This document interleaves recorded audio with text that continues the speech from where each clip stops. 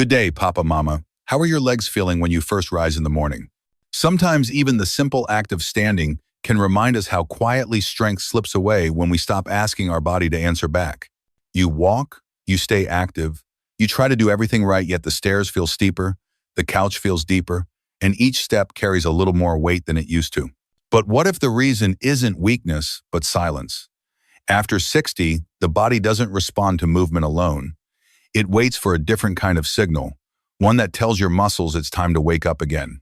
Today, we'll rediscover that signal through two simple movements that speak directly to your body's memory, the way wind stirs a sail that's been still too long. You won't need a gym or fancy gear, just patience and presence. So breathe, settle your shoulders, and let's begin this quiet rebuilding together. Before we start, tell me in the comments, when was the last time you truly felt strong? Exercise 1. Wall push-ups, the push that pushes back time. There's a quiet kind of strength that fades without warning the strength to push, to lift, to open, to rise. You don't notice it leaving. One morning you reach for a jar, and your hands hesitate. You press against a door, and it feels heavier than it used to. That's how time moves, not in sudden steps, but in small, silent withdrawals. Yet here's the truth, Papa. Mama, your strength never truly leaves you. It simply waits, patient and quiet, for you to call it back. Somewhere deep in your chest and arms lies a connection between your will and your muscles that can still be rebuilt. All it needs is the right signal, one small movement that reminds your body how to answer again. That signal begins here with something deceptively simple, the wall push. Up, the push that pushes back time. When you press your palms into the wall, you're not just moving your arms, you're sending a message deep into your cells. Inside each muscle fiber, a process called mechanotransduction begins. It's the hidden language of strength. Mechanical pressure turns into biological growth. Your cells sense effort and respond by rebuilding what age has quietly taken away. Most people think walking is enough, and walking is good, it keeps the heart and legs alive, but it only uses about 20 to 30% of your upper body. The wall push-up, done with patience and control, can activate over 60% your chest, shoulders, triceps, and core, all working in harmony. That's enough to spark new muscle fibers, even in your 70s or 80s. This isn't about pushing hard. It's about waking up what's been asleep. Find a sturdy wall. Stand about an arm's length away, far enough so your arms can extend fully but not strain. Place your palms flat on the surface, fingers pointing upward, hands shoulder-width apart. Keep your body in one line from head to heel. Imagine your spine as a quiet beam of light. Take a slow breath in. As you exhale, bend your elbows and let your chest move toward the wall. Keep your elbows at a gentle 45-degree angle, not flaring out like wings, but close enough to protect your shoulders. Stop when your nose is just a few inches away. Hold for a heartbeat. Then exhale and press yourself back to the starting position, steady and controlled. That's one repetition. Do 8 to 10 repetitions, rest for about a minute, and repeat for 2 or 3 sets. 3 short sessions a week are enough to begin rebuilding. If it feels too easy, take a small step back to increase the angle and resistance. If it feels heavy or unstable, move closer.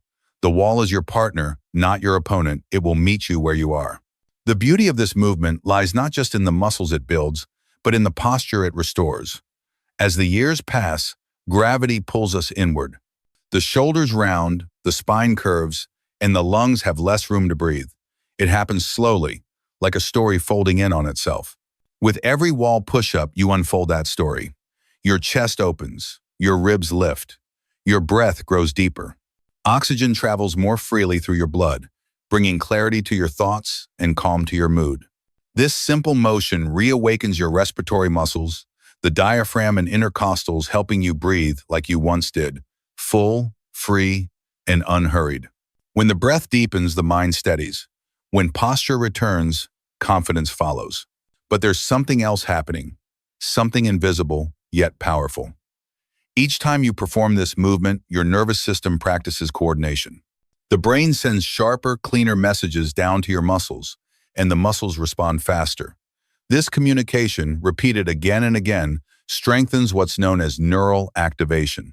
It's not just strength training, it's signal training, and it matters deeply after 60, because the faster and clearer those signals are, the steadier your movements become. You reduce hesitation, correct imbalance, and quietly lower your risk of falling.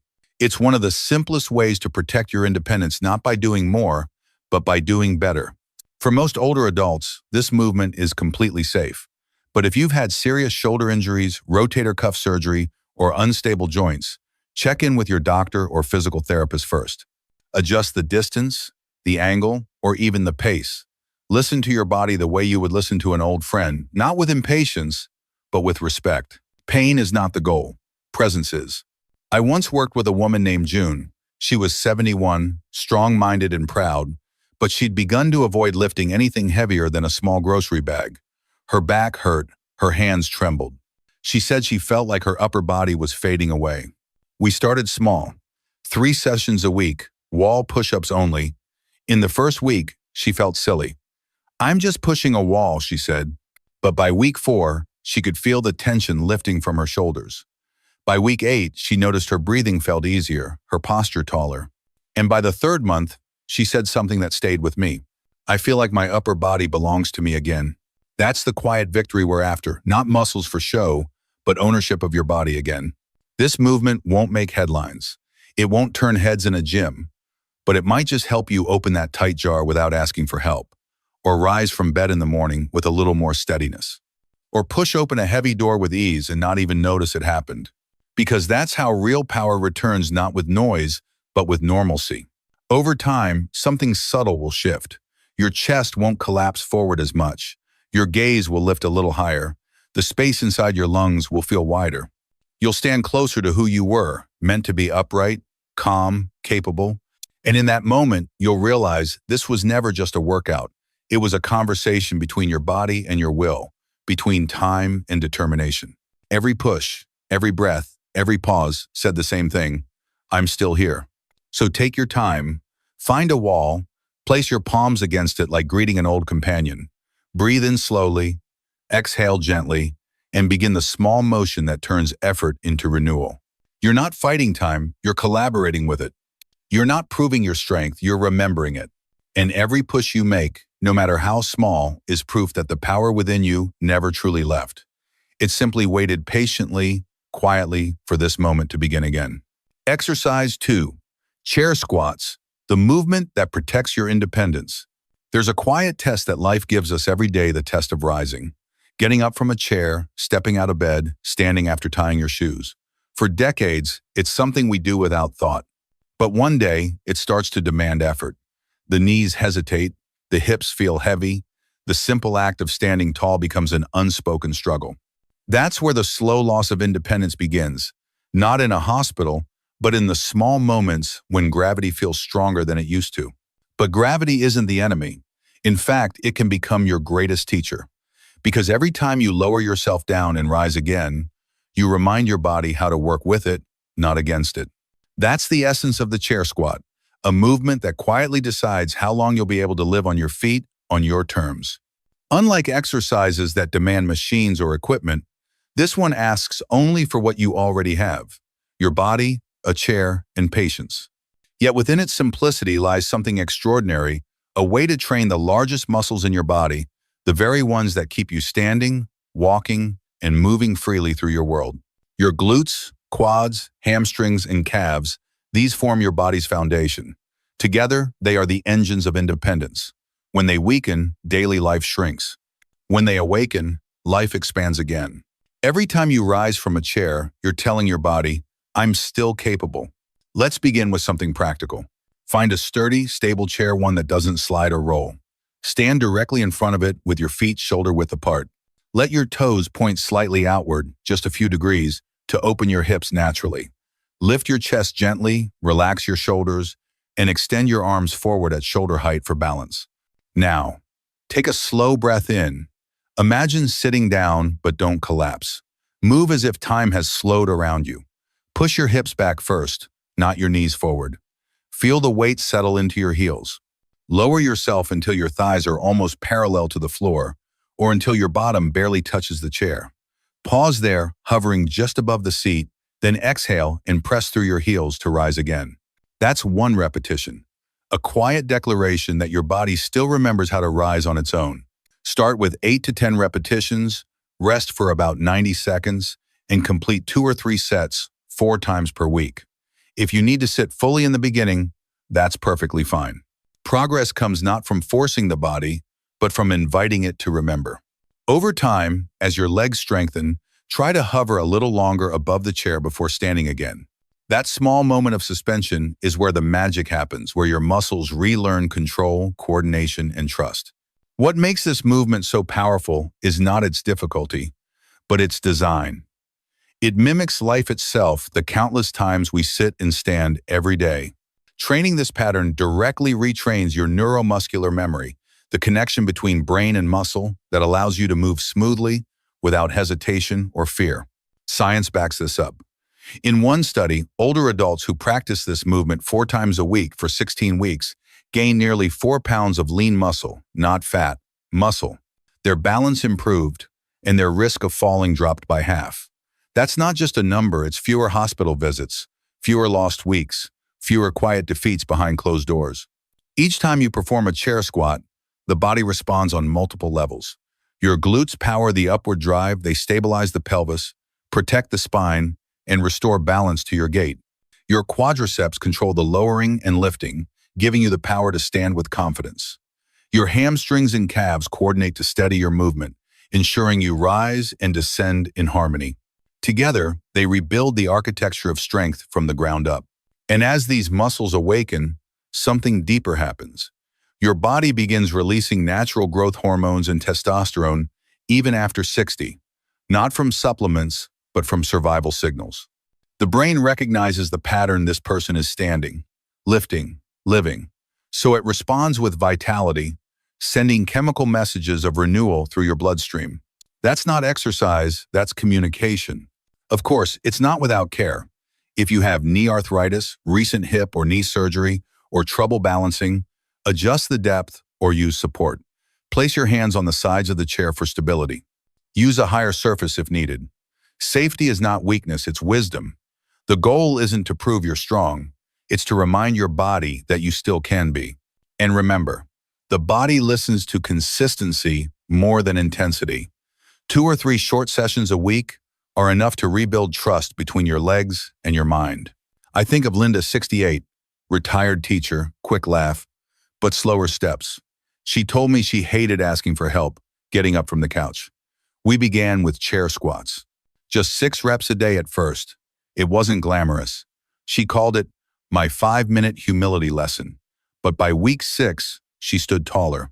By week 8, she could get up from her favorite armchair without using her hands. She looked at me, eyes bright, and said softly, "For the first time in years, I felt strong again."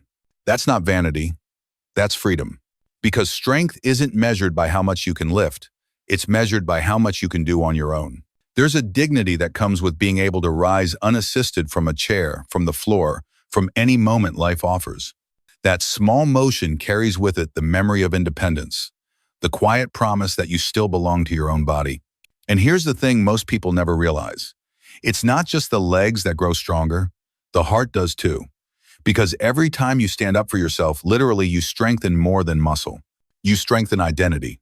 You tell the world, I am still capable, still steady, still here. Do this movement slowly, mindfully. Don't rush. Feel every inch of the descent and the return. With each repetition, imagine time flowing backward just a little, joints, feeling smoother, breath expanding deeper, body responding faster. And when you finish, don't just stop. Stand tall. Pause. Let the blood flow through your legs, your chest, your hands. Notice the warmth rising, that's life. Circulating again. That's energy earned, not borrowed. Over time, you'll see the difference not just in how you move, but in how you feel. The stairs won't look so steep. The floor won't feel so far away. The small tasks of living, bending, reaching, standing will return to being what they once were, effortless. And maybe one day, when you rise from a chair without thinking, you'll realize this isn't just about exercise. It's about reclaiming the rhythm of being alive. So take your time, choose a chair, stand before it with intention, lower yourself gently, rise with purpose. Each motion says what words never could, that you're still in charge of your body, your choices, your days. Because independence doesn't vanish with age. It just waits quietly, faithfully for you to stand up and take it back. Practical wisdom. If you're over 60, here's something simple but powerful to remember. Your body doesn't need punishment, it needs partnership. You don't have to train harder, you only have to train smarter. Muscle loss with age isn't a sentence, it's a signal, a quiet request from your body asking for your attention. Respond with gentleness, not extremes. 2 or 3 short sessions a week, done with consistency and care, will bring back strength, balance, and confidence. Not all at once, but surely, steadily. And remember, muscles are built as much in the kitchen and during rest as in movement.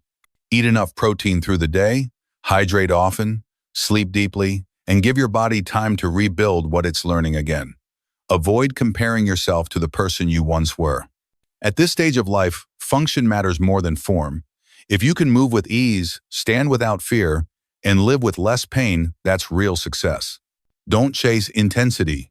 Chase quality. Chase purpose.